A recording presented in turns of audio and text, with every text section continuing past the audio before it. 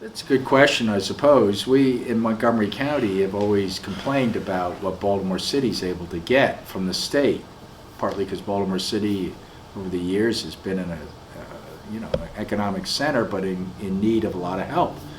So I remember years ago as a Montgomery delegate saying to my person that I was talking to, who was associated with Strathmore, well, he wanted to get $200,000 to repair the roof of the mansion that they have. And I said, hey, I'm happy to help you get that, because I was on the appropriations committee.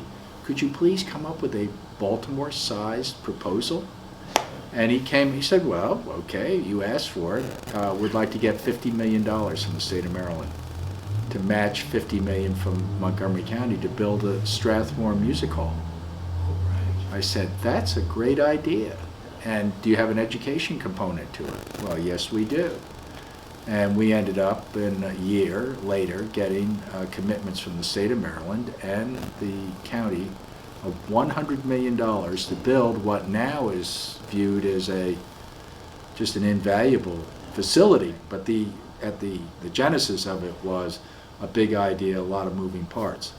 Chestertown, I wouldn't be bashful. Whatever they need, they should ask for. It's $2 million for the marina, or $5 million for the college, or whatever it is. Yeah. Don't worry so much about the price tag. Just understand what the merits are, and then move forward and ask for support. And often when you do that, you end up with unanticipated allies, friends. I mean, if it's got merit, it's got merit. It doesn't matter if it's in Chestertown or Silver Springs.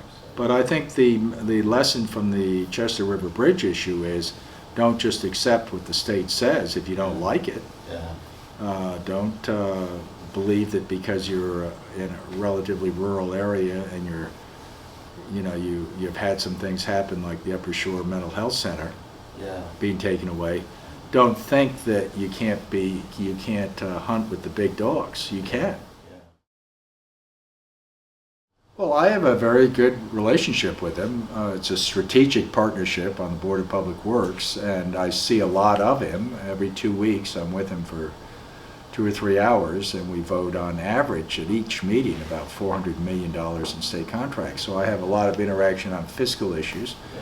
I've been concerned about the amount of spending that the state is involved in, the amount of debt, which is almost unsustainable, and also the lack of customer service in state agencies. So I have, over the years, brought those issues up, and procurement reform is another one, getting more competition, getting more transparency, and getting a better deal for the taxpayers. So I was delighted when I discovered, because I had some of the same concerns you had as to really what approach would he take. But he's been a complete breath of fresh air and has helped me personally on those issues and other issues, added his own special flavor to it. And I think that he and I are kind of working together in a way that the people of the state appreciate. His poll numbers, or favorable numbers, are way up. Mine are quite high. Not obviously, he's the governor, I'm the comptroller. But I think what people are saying is, we really like you guys to roll your sleeves up and get the job done, and don't engage so much in the constant 24/7 campaigning. I think that's what's going on. I don't agree with him on everything, but we don't call each other names. We're not constantly jockeying for who might be doing what in 2018. Well, the fact of the matter is that there's a lot of toxic partisanship, constant campaigning, round the clock, never giving the other side any chance. God forbid that the Democrats in Maryland would give Governor Hogan credit for anything, because, gee, that might strengthen him for the next gubernatorial election, and we have to beat him. Really?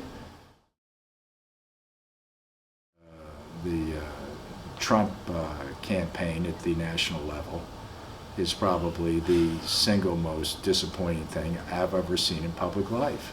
And I, for the life of me, can't understand why someone who essentially is a bad person. Donald Trump's a bad person.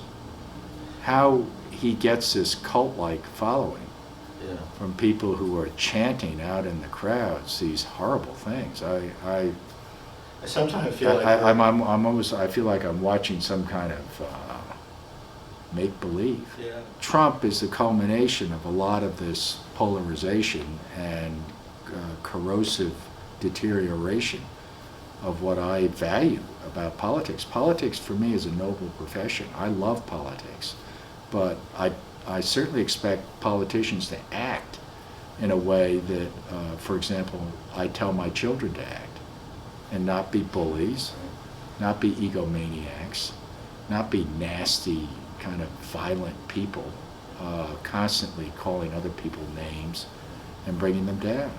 And here I am watching the Republican convention. I have a lot of Republican support. I like Republicans. I don't demonize them or stigmatize them. But I think he poses, if you're asking me personally, a unique threat to the Republic, because he's forming a cult, not a political party. He's forming a cult around his personality, which is a particularly despicable one to me.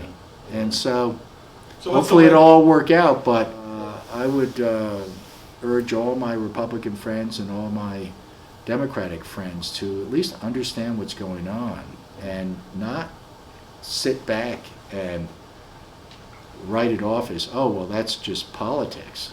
Really? You gonna take a vacation? I'm going to the Democratic convention next week. Oh.